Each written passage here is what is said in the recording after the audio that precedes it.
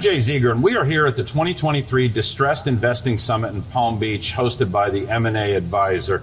And I'm here today with Jim Gansman, the founding partner of Rock Creek Advisors. And Jim, tell us a little bit about what you spoke to the group about today. So we did a panel on 363 and alternative methods of doing asset sales and insolvency processes. I focused most of my presentation on assignments for benefit of creditors, but we also talked about Article 9 sales, as well as receiverships. So detailing a little bit more, what is your current focus at your firm right now? I mean, it's all types of insolvencies, but from bankruptcy down to alternatives to bankruptcy. As you know, in this market, it costs a lot of money to go to file a Chapter 11. So for many companies, you need to look at alternatives, especially in the middle market. And what we've seen in the past years is that assignment for benefit of creditors, ABCs, are becoming much more prevalent. It's not just a alternative to a Chapter 7 anymore.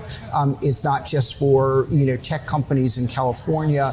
It is a tool that's being used by very sophisticated lenders when the borrower, the debtor, just does not have the money to go through a Chapter 11 process. So what would you say some of the highlights are from today? Again, I think the highlights are everybody's got to look at sort of where they are.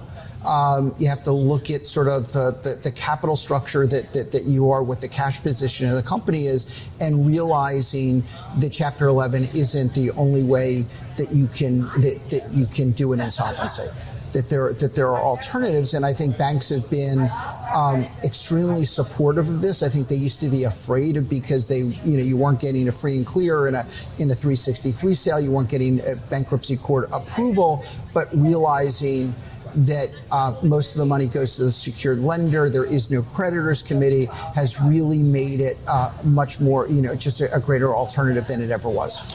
So looking forward a little bit, do you foresee any challenges or trends that are going to impact how or what kind of deals are going to get done in the upcoming months? If you would have asked me this question 3 weeks ago, I think I would have said we were still in an industry that we're in a cycle that's going to be beneficial to the insolvency profession, but that was going to be very much specific to industries. So I think from where the Fed is and with the banking crisis, SVB, where we are, I think there's going to be a lot more tightening by banks, and I think that you're going to see a much broader spectrum of companies that are doing that.